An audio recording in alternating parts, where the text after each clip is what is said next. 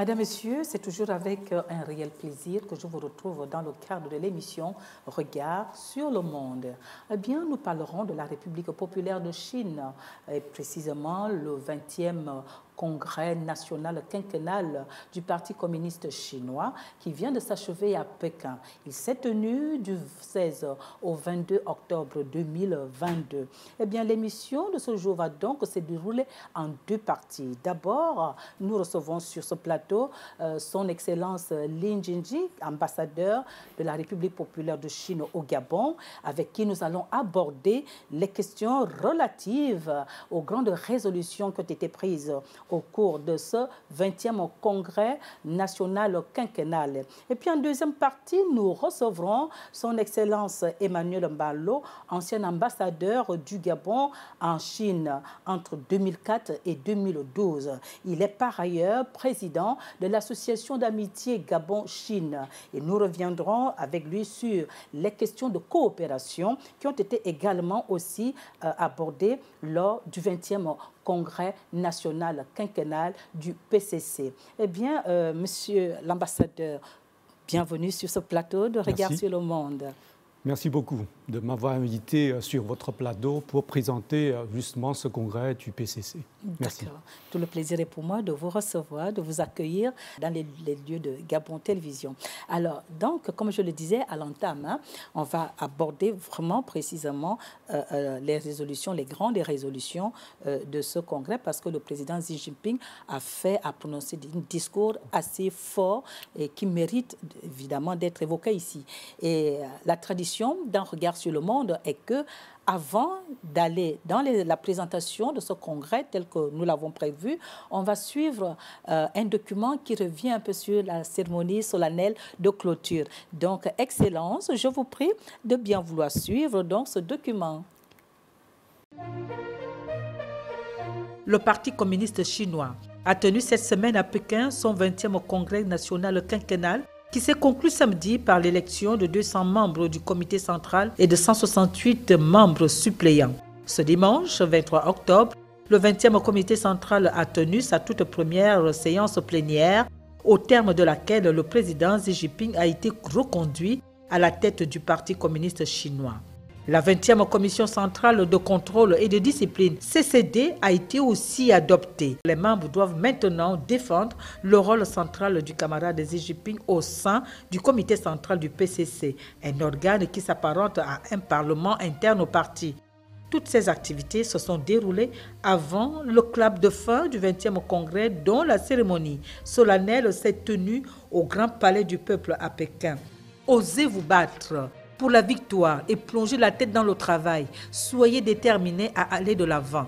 C'est l'une des phrases fortes du discours de clôture du président Xi Jinping samedi 24 octobre 2022. Alors, Excellence, comme je le disais en introduction, le Parti communiste chinois qui a célébré son centenaire l'année dernière, vient donc de tenir son 20e congrès national quinquennal.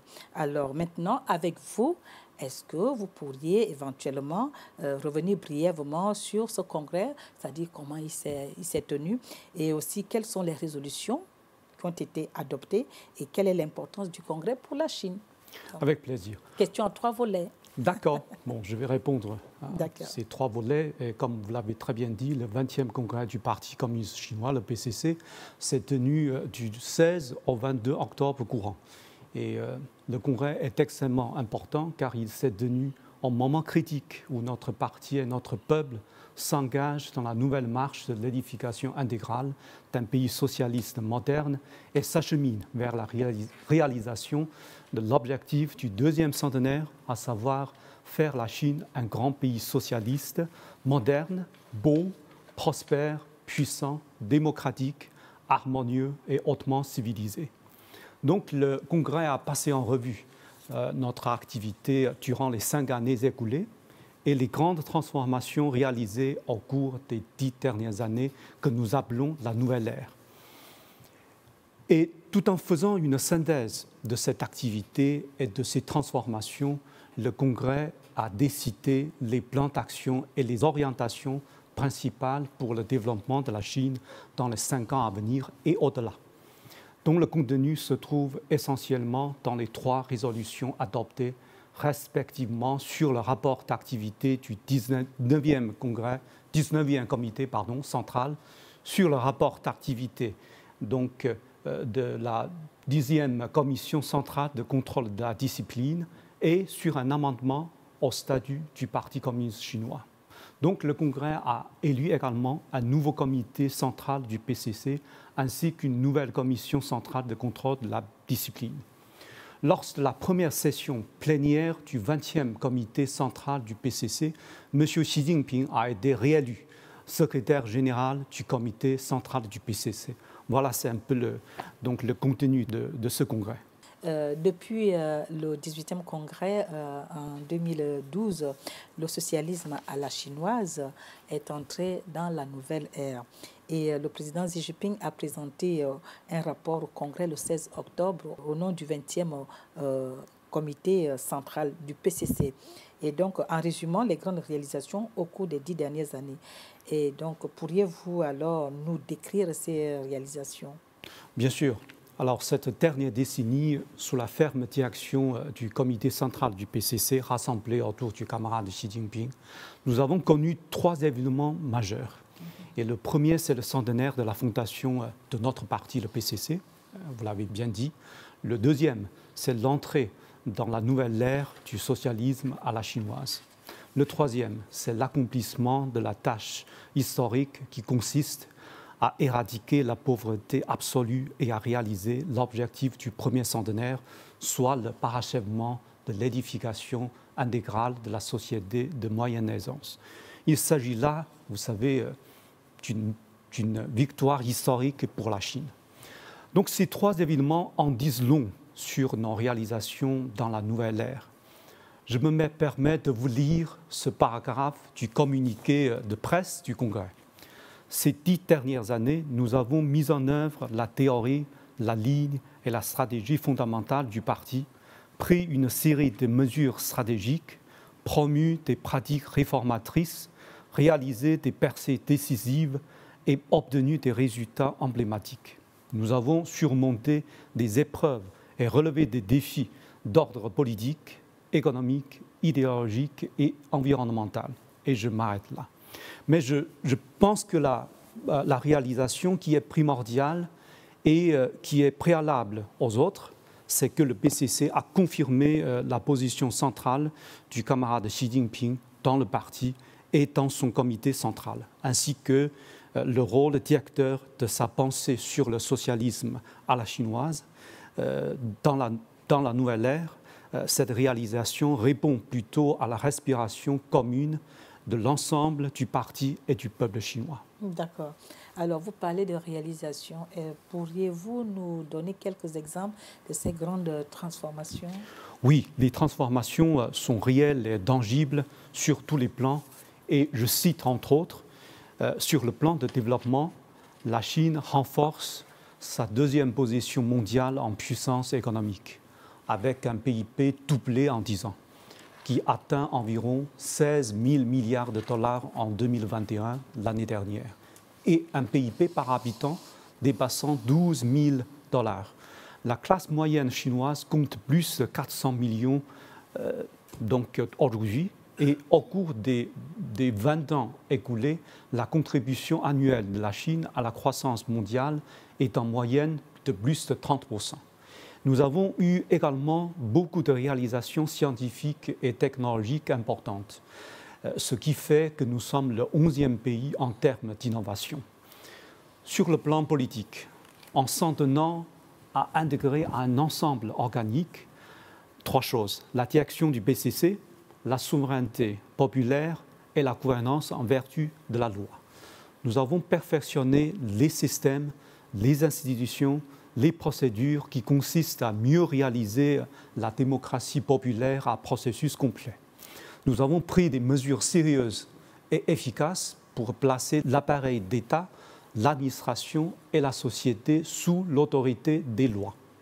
Sur le plan social, après 8 ans de travail acharné, nous avons sorti plus de 98 millions de personnes de la pauvreté absolue et réaliser avec 10 ans d'avance l'objectif d'élimination de la pauvreté de l'agenda 2030 des Nations Unies. L'espérance de vie des Chinois atteint en moyenne plus de 18 ans. Sur le plan écologique, nous avons procédé à une protection intégrale et à un aménagement systématique de l'environnement comprenant les montagnes, les rivières, les forêts, les champs, les lacs, les steppes et les déserts. Et la situation environnementale a connu une progression historique, irréversible et complète. La Chine s'est engagée également d'atteindre le pic des émissions de CO2 avant 2030 et de réaliser la neutralité carbone avant 2060. Il faut dire que pour un pays industrialisé, c'est la plus courte durée pour réaliser ces deux objectifs. Sur le plan extérieur, nous avons poursuivi une politique étrangère ayant pour but la préservation de la paix et la promotion du développement commun. Et cela pour construire une communauté d'avenir partagée pour l'humanité. Dans le cadre de l'initiative La Ceinture et la Route, 149 pays et 32 organisations internationales ont signé des documents de coopération avec la Chine. Donc cette initiative est devenue le bien public le plus applaudi du monde. Nous avons organisé également 4 éditions de l'exposition internationale d'importation de la Chine, ouvrant ainsi notre immense marché au monde entier pour que les autres pays puissent bénéficier du développement de la Chine. Voilà, donc c'est un peu les réalisations que nous avons réalisées pendant la dernière décennie. D'accord. Alors, Excellence, le président Xi Jinping a indiqué dans le rapport les missions et les tâches du Parti communiste chinois dans la marche de la nouvelle ère, on entre dans la nouvelle ère. Tout à fait. Eh bien, nous souhaiterons, si vous le permettez, que vous nous précisiez un peu ces principales missions et surtout quelle est la portée pour l'avenir du développement de la Chine.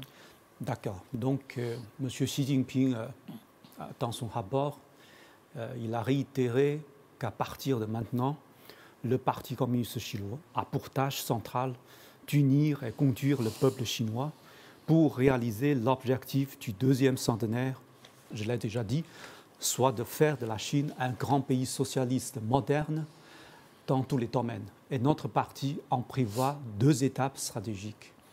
Réaliser pour l'essentiel la modernisation socialiste de 2020 à 2035. Deuxième, c'est faire de la Chine un grand pays socialiste moderne, beau, prospère, puissant, démocratique, harmonieux et hautement civilisé de 2035 jusqu'au milieu du siècle. Les 5 prochaines années constitueront une période cruciale pour assurer le bon démarrage de cette cause. Le Congrès a surtout souligné qu'il faut promouvoir de manière exhaustive le grand renouveau de la nation chinoise par la modernisation chinoise. Cette modernisation partage des points communs avec celle des autres pays, mais aussi et surtout, elle se caractérise par la grande taille de sa population, par la prospérité commune du peuple tout entier, par l'équilibre entre la civilisation matérielle et la civilisation spirituelle, par une coexistence harmonieuse entre l'homme et la nature, par la poursuite de la voie du développement pacifique. Ces caractéristiques viennent de nos réalités chinoises, mais également de notre système socialisme. Donc, cette modernisation exige de maintenir fermement la direction du PCC, de poursuivre le socialisme aux couleurs chinoises, d'assurer un développement de qualité, de développer la démocratie populaire à processus complet, d'enrichir le monde spirituel de la population, de réaliser la prospérité commune et de favoriser la coexistence entre l'homme et la nature et finalement de promouvoir la construction d'une communauté d'avenir partagé pour l'humanité. Voilà, et je suis convaincu qu'en réalisant tout ceci, nous allons créer une nouvelle forme de civilisation humaine. D'accord. Alors, veuillez préciser les mesures à prendre dans les divers domaines de tout ce que vous venez d'énoncer là. Bon, il y a beaucoup de mesures. Quelques mesures. Voilà, je vous donnerai plutôt les grandes lignes. Bien sûr. Nous allons bien sûr appliquer de manière intégrale, précise et globale la nouvelle vision de développement, à savoir un développement innovant, coordonné, vert, ouvert et partagé. Accélérer la mise en place d'un nouveau dynamisme de développement et promouvoir le développement de qualité. De plus, la Chine s'ouvrira plus largement au monde. Nous transformerons plus rapidement la Chine en une grande puissance dans les domaines de l'éducation, des ressources humaines, des sciences et technologies et promouvoir l'autonomie, vous savez, l'autonomie et la montée en puissance de nos sciences et technologies de manière accélérée. Nous développerons la démocratie populaire à processus complet et la consolidation de la souveraineté populaire. Nous continuerons à forger un plus large front uni patriotique. Nous promouvrons la gouvernance intégrale de l'État en vertu de la loi et faire progresser l'édification d'une Chine fondée sur les lois. Nous devrons veiller également à l'équité sociale et judiciaire afin d'accélérer l'édification d'une société respectueuse de la loi. Nous allons renforcer bien sûr la confiance dans notre culture, élever le niveau de civilité de toute la société et promouvoir l'essor de la culture et de l'industrie culturelle dans le but de renforcer la diffusion et l'influence de la civilisation chinoise. Nous nous engageons également à améliorer le bien-être et la qualité de vie du peuple et à promouvoir effectivement la prospérité commune. Nous sommes également déterminés à promouvoir le développement vert et la coexistence harmonieuse entre l'homme et la nature.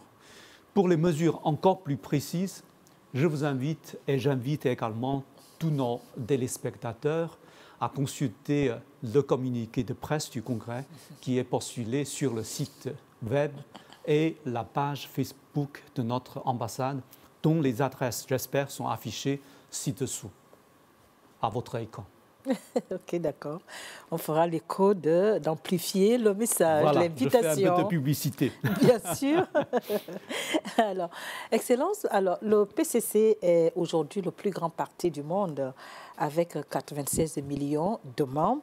De plus, il est au pouvoir depuis 73 ans, depuis la fondation donc, de la Chine. Alors, question. Quel est le secret de cette longévité? Comment vous faites pour mettre aussi de temps et sur une pente qui évolue? Comment vous faites? C'est une question qui a été posée par beaucoup d'amis japonais quand je suis arrivé ici à Libreville. Il y a des secrets pour décoder cette longévité du Parti communiste et de sa gouvernance. Mais je voudrais vous en donner quelques-uns que je considère essentiels. Donc, tout d'abord, le marxisme est la pensée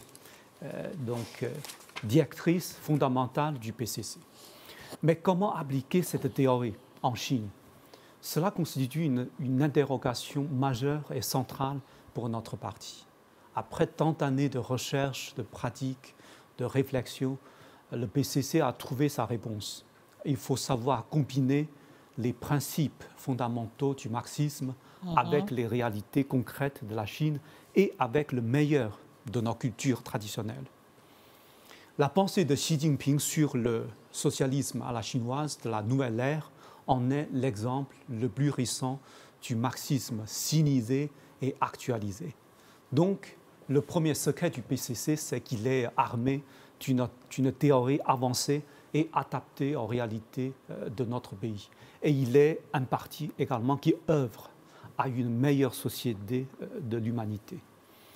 Suivant cette logique, la deuxième raison que je voudrais vous donner, c'est que strictement parlant, le PCC n'est pas un parti. C'est plutôt une organisation politique. Pourquoi? Parce qu'au sens original du mot parti, ceci dit, groupement de personnes ayant pour but de défendre leurs intérêts dans les affaires étatiques. Et pour la plupart des cas, ces groupements ne représentent qu'une partie de la société. Et logiquement, leurs intérêts sont également essentiellement partiels. Donc, mais ce n'est pas notre cas. Le PCC, dès sa naissance, par sa théorie, par son statut, par la Constitution, par ses actions de ces 100 ans, représente les intérêts communs, fondamentaux et de long terme de tout le peuple chinois. Donc il n'a pas d'intérêt propre à lui-même. C'est pour cela, parce qu'il n'a pas d'intérêt propre à lui-même, que le PCC a toujours ce courage de s'auto-révolutionner. C'est pour cela que nous avons mené ces 10 dernières années les actions d'anticorruption les plus vigoureuses et les plus efficaces de notre histoire, plusieurs fois millénaire. Le secrétaire général Xi Jinping a déclaré à maintes reprises que le PCC devait toujours faire progresser l'autorévolution dans la nouvelle marche. Ce n'est qu'en insistant sur l'autorévolution que notre parti est invincible. Désormais, tous les membres du PCC doivent rester hautement vigilants face aux nouveaux défis et épreuves dans la nouvelle marche. Et nous devons nous assurer que notre parti centenaire, le plus grand du monde, devienne plus dynamique grâce à l'autorévolution et continue d'être l'épine dorsale, solide, sur laquelle le peuple chinois peut compter à tout moment. D'accord. Alors, nous allons essayer de sortir un peu pour aller au plan international. Et à ce sujet, je voudrais savoir, est-ce que le Congrès a donné des orientations précises pour la diplomatie chinoise? Le Congrès a donné déjà ses analyses sur le contexte international. On pense qu'aujourd'hui, l'humanité est confrontée à des défis sans précédent. Le monde se trouve à nouveau au carrefour de l'histoire et l'avenir dépend du choix des peuples de tous les pays. La diplomatie chinoise consiste à promouvoir la paix et le développement dans le monde, ainsi que la construction d'une communauté de destin pour l'humanité. En poursuivant résolument sa politique extérieure d'indépendance et de paix, la Chine défend les principes fondamentaux régissant les relations internationales, ainsi que la justice et l'équité internationale.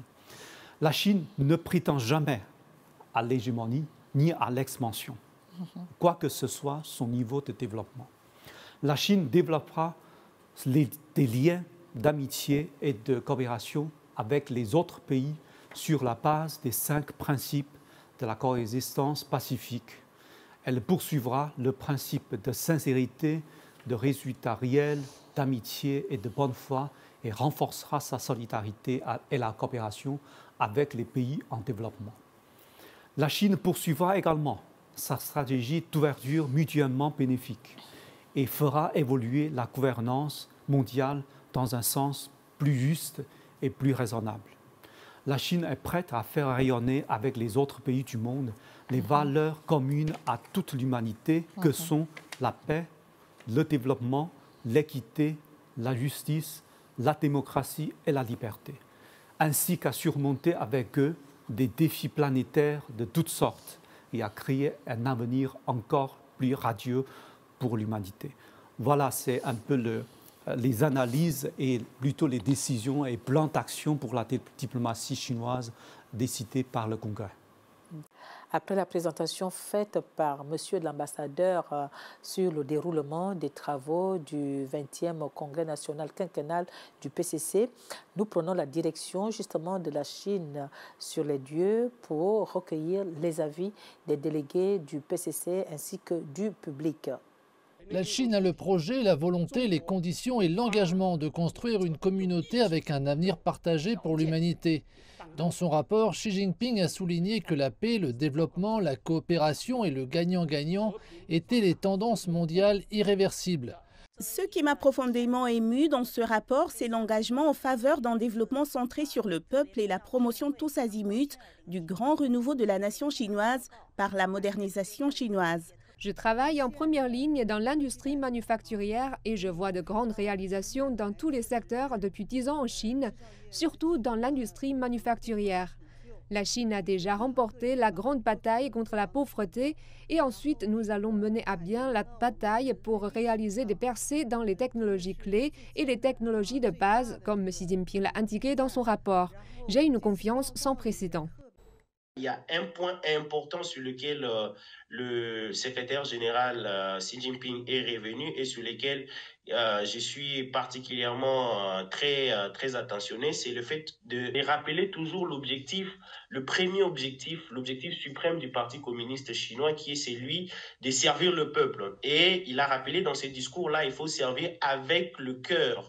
Le Parti communiste aujourd'hui a plus de 100 ans d'existence et donc ce discours-là est toujours permanent. Et on peut le remarquer que la Chine est un pays où les dirigeants, justement, s'occupent véritablement du peuple.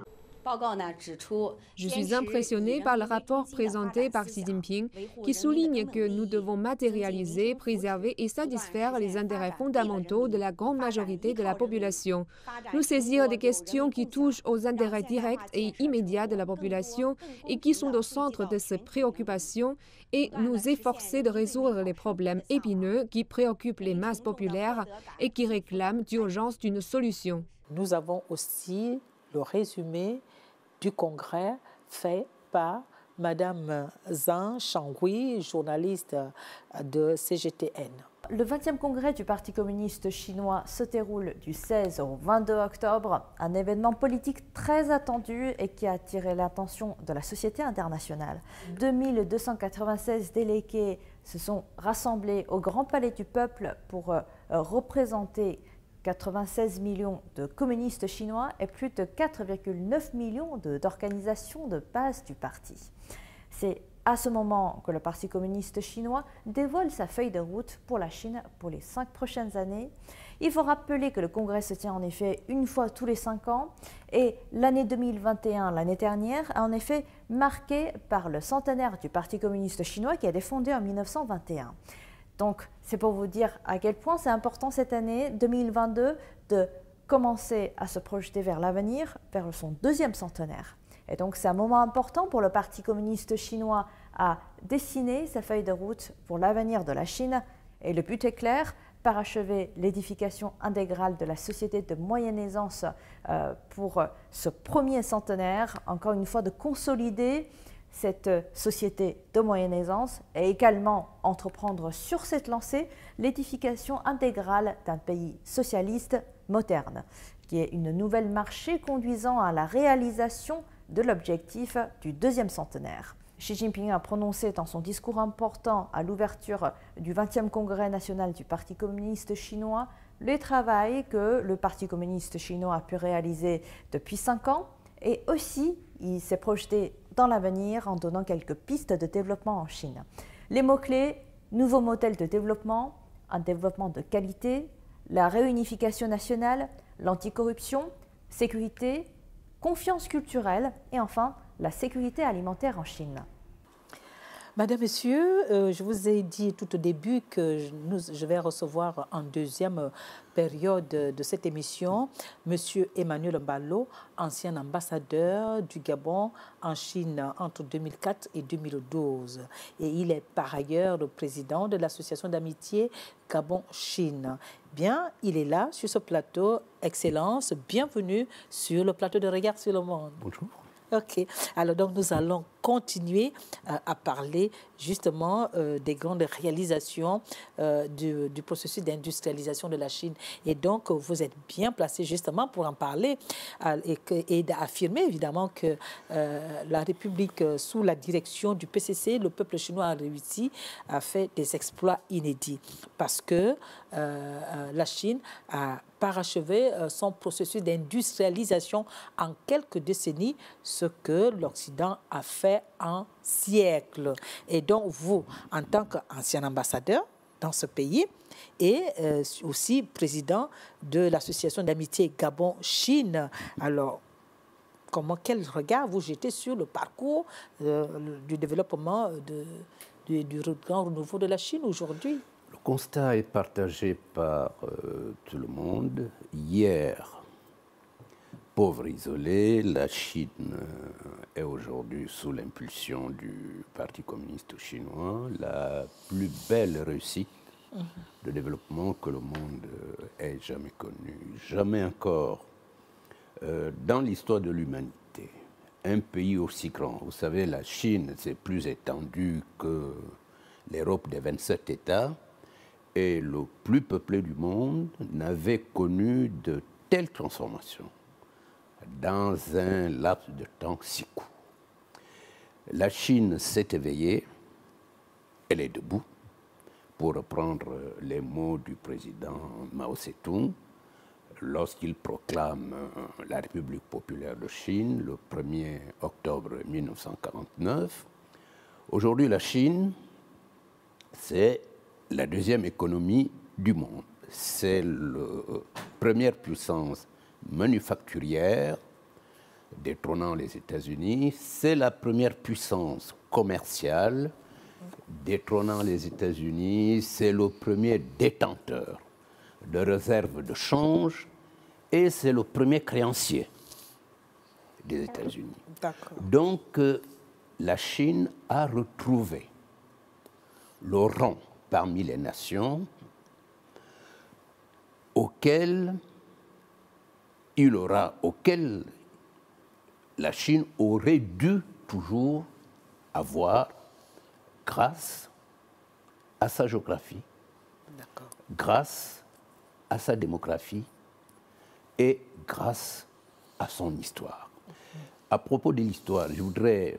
Vous savez, lorsque la France a reconnu la Chine populaire en 1964, le général de Gaulle disait, parlant de la Chine, cet État plus ancien que l'histoire. Un État qui est plus ancien que l'histoire, le général de Gaulle parlait de la Chine. D'accord. Alors, quelle signification, selon vous, peut avoir le 20e congrès national quinquennal, d'abord pour la Chine, mais aussi pour le monde? Le 20e congrès qui intervient en pleine, c'est-à-dire le Parti communiste chinois qui vient de célébrer ses 100 ans, et puis après c'était l'année dernière. Aujourd'hui se tient le 20e congrès. Ce 20e congrès est un congrès, comme l'a dit monsieur l'ambassadeur de Chine au Gabon tout à l'heure. Ça ouvre de grandes perspectives, pour la Chine sur tous les plans. Le plan économique, plan social, plan diplomatique. Et ensuite, c'est pour, par exemple, les pays en voie de développement. Vous savez, il y a eu une résolution du 20e congrès concernant la solidarité à l'endroit des pays en développement. Et cette position du Parti communiste chinois, c'est-à-dire l'expression de cette solidarité... Vous me permettez, je vais vous lire le passage. Oui. La Chine a réaffirmé qu'elle poursuivra le principe de sincérité, de résultats réels, d'amitié et de bonne foi, et renforcera la solidarité et la coopération avec les pays en développement. Alors, faites-moi maintenant le commentaire. C'est une position constante du Parti communiste chinois. C'est une position constante du Parti communiste chinois, c'est-à-dire cette expression de la solidarité à l'endroit des pays en développement, notamment africains. Vous savez, la Chine et l'Afrique ont toutes deux souffert du colonialisme et de l'impérialisme. Et la Chine, qui est le plus grand pays en développement, et l'Afrique, qui contient le plus grand nombre de pays en développement, ont des passés similaires. Nous avons tous souffert du colonialisme et de l'impérialisme. Alors, vous savez que ça crée des liens. Ça a créé des liens entre la Chine et l'Afrique et les pays en développement, et notamment les pays africains. Et ces liens se sont renforcés depuis Mao Tse-tung. Vous savez, à l'époque de Mao Tse-tung, la Chine a aidé les mouvements de libération, qui se battaient. La conférence de Bandung. La conférence de Bandung. Il était le fer de lance de la conférence de Bandung. Très bien. Ouais. La Chine a aidé les pays, les mouvements de libération qui se battaient pour accéder à l'indépendance. Et ces pays ont accédé à l'indépendance. Et ces pays admis aux Nations Unies, ont permis à la Chine de reprendre son siège en 1971. Donc, vraiment, les liens entre la Chine et les pays en développement, notamment africains, vraiment, ce sont des liens extrêmement forts, et que ce sont ces liens qui se trouvent, des liens très étroits, qui se poursuivent aujourd'hui. C'était d'abord idéologique en ce sens que c'est la Chine. Vraiment, c'est quelque chose que les gens doivent comprendre. C'est la Chine qui a aidé la plupart des mouvements de libération à déclarer leur indépendance. Tiens, on reviendra dessus au cours d'une autre émission, pourquoi pas, pour bien l'expliquer, c'est important. Parce que les jeunes générations ne connaissent pas cette histoire. Alors, et l'aide de la Chine a évolué. On a d'abord aidé les mouvements de libération et aujourd'hui, on aide les pays sur le plan économique. Oui. Sur le plan économique. Ça a évolué. Ça a évolué. Bien sûr, et considérablement. Alors, voilà. Excellence, dans 2 ans, le Gabon et la République populaire de Chine vont célébrer le 50e anniversaire de leur relation d'amitié, leur relation diplomatique. Donc, c'est une amitié d'un demi-siècle. OK? Le 24 avril. Oui. Le 24 avril voilà. 2024, ce sera un demi-siècle. Alors, selon vous, comment se portent les relations d'amitié et de coopération sino-gabonaise à ce jour? Quel est l'état? Les liens qui rattachent le Gabon à la Chine sont caractérisés depuis 48 ans. C'est dans le 24 avril, ce sera un demi-siècle, sont caractérisés par l'amitié sincère, la confiance et l'estime. Ces 3 sentiments, l'amitié sincère, la confiance et l'estime, sont aujourd'hui au cœur de la coopération dynamique et multiforme entre nos 2 pays. Coopération, l'ambassadeur de Chine au Gabon, vous l'avez dit tout à l'heure, coopération qui a été élevée au niveau de partenariat de coopération globale lors de la visite du président de la République gabonaise, Ali Bongo Ondimba, en Chine en 2016. Donc, aujourd'hui, quand on regarde, et l'ambassadeur vous a cité tout à l'heure, donc le bilan de la coopération sino-gabonaise, c'est un bilan globalement positif. D'accord, satisfaisant.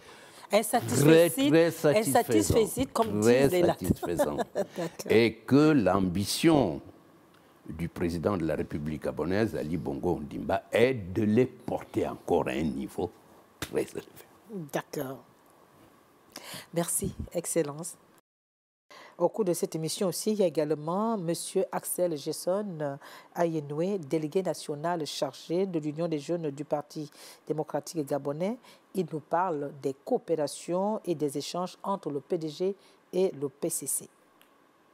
Quelle lecture vous faites de la coopération entre la Chine et le Gabon? Alors, la coopération, merci d'ailleurs de me recevoir sur ce plateau ce jour. Nous sommes, de manière générale, très satisfaits de la relation qui existe déjà entre le Gabon et la Chine, une relation qui tire ses fondements depuis l'établissement des relations diplomatiques en 1974 et qui ont donc prospéré au fil du temps. Aujourd'hui, et cela depuis 2014, la Chine fait partie des premiers partenaires économiques du Gabon et la coopération est assez dynamique et croissante. Le dynamisme n'est que, je pourrais dire, toujours dans ses débuts. Nous portons beaucoup d'espoir sur la coopération entre le Gabon et la Chine et nous savons, avec les différents domaines dans lesquels nous coopérons, que de bonnes choses pour le bénéfice de nos deux peuples pourront naître de cette belle coopération. Nous savons que le Parti démocratique gabonais, PDG, et le Parti communiste chinois marchent main dans la main depuis plusieurs décennies déjà. Quelles sont les similitudes entre les deux formations politiques? Alors il faut dire que les relations entre le Parti démocratique gabonais et le Parti communiste chinois ont donc été établies quelques 10 ans après que les relations entre les deux pays aient été établies. Et depuis ce temps, les relations n'ont fait que s'améliorer. Le Parti démocratique gabonais est très satisfait de l'amitié qui existe entre nos deux partis. De nombreux échanges ont été effectués. Les différents secrétaires généraux du Parti démocratique gabonais qui se sont succédés ont tous eu l'opportunité d'effectuer des visites en République populaire de Chine pour rencontrer leurs homologues au niveau du Parti communiste chinois.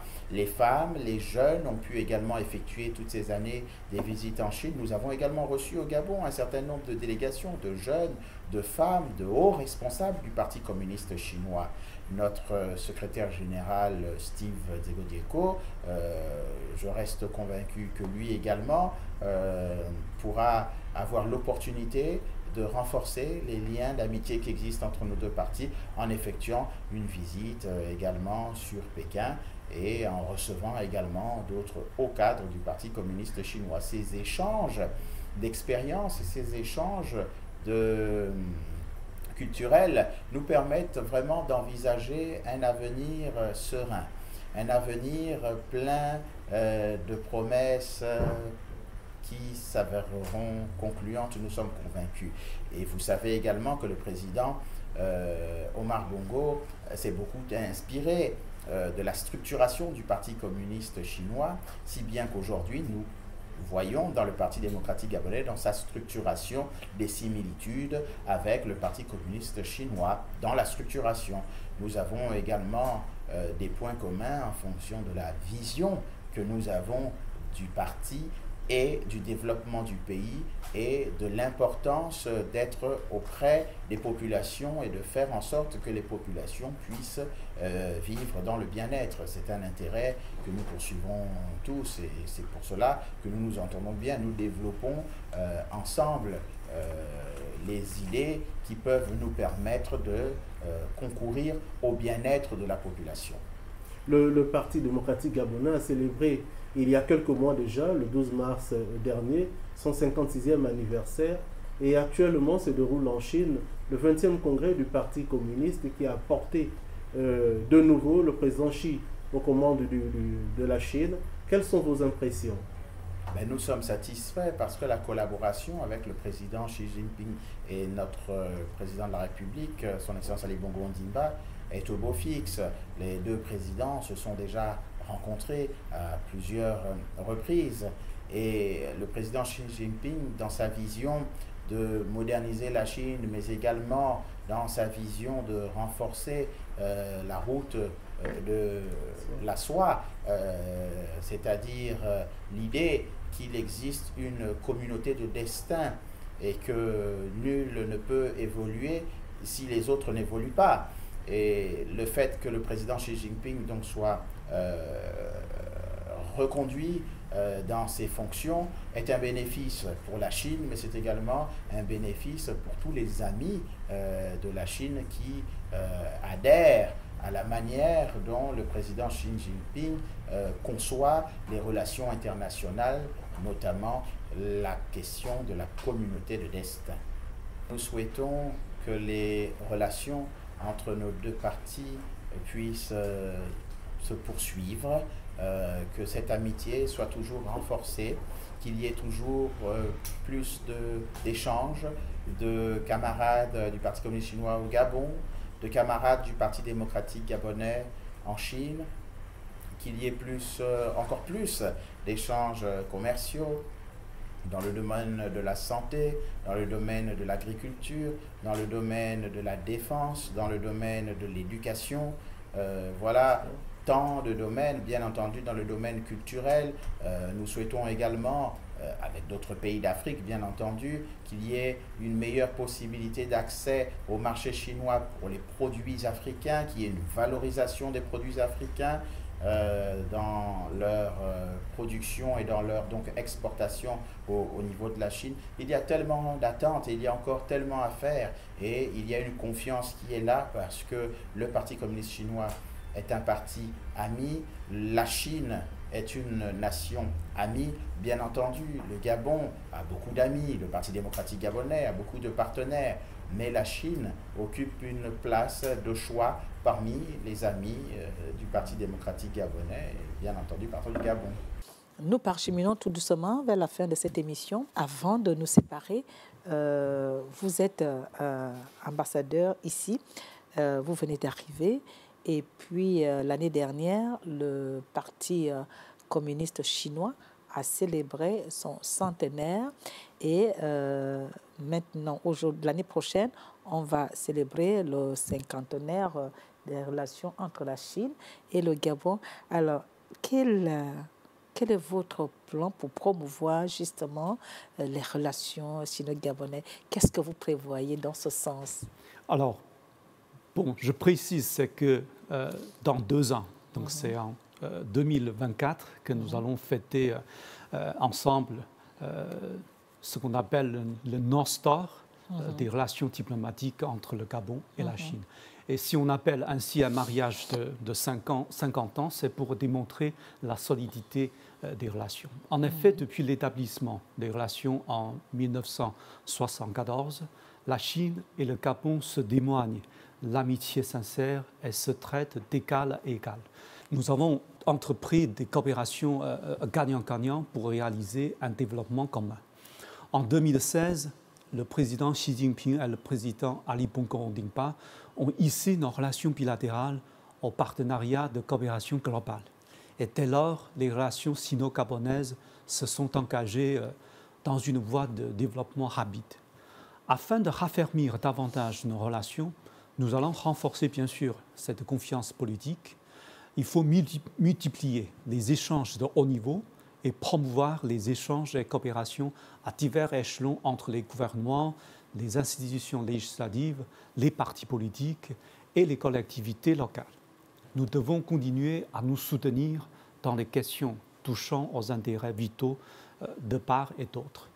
Voilà, donc c'est un peu l'idée principale de comment fêter ensemble cette 50 ans de relations bilatérales.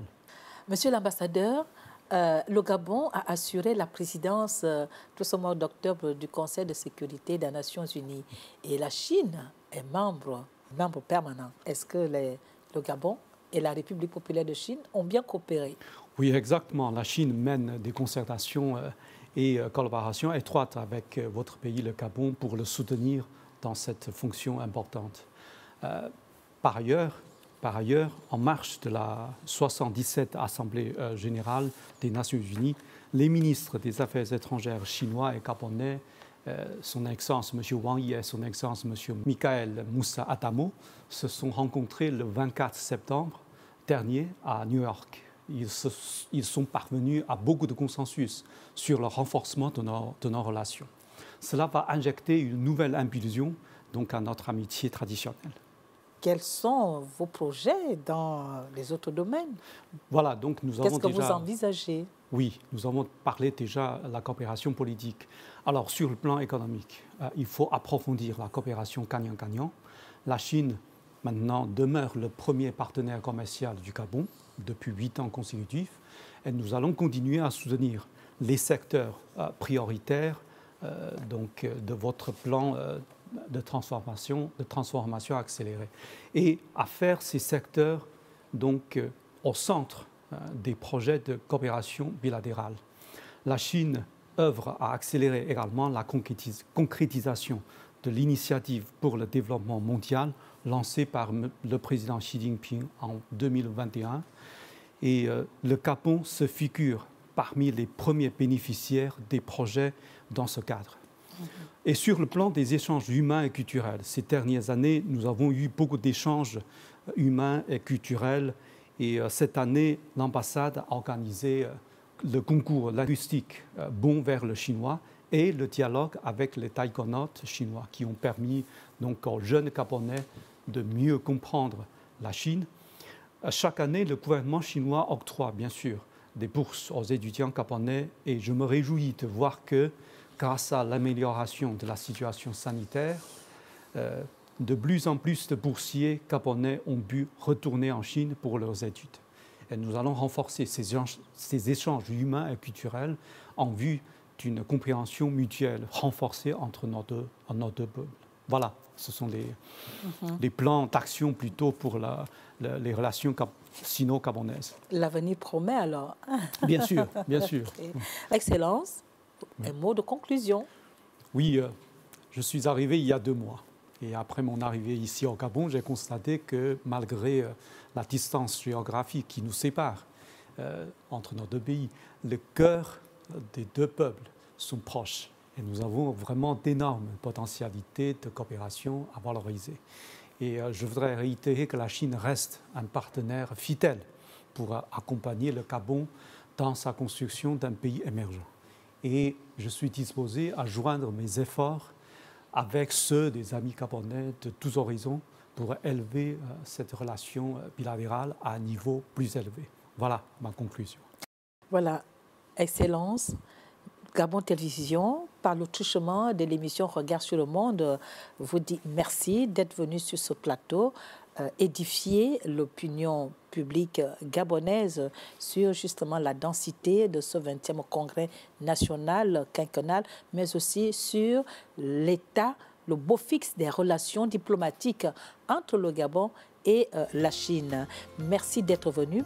Merci aussi à vous, chers téléspectateurs, de nous avoir suivis. On se retrouve mardi prochain à 21h. Au revoir.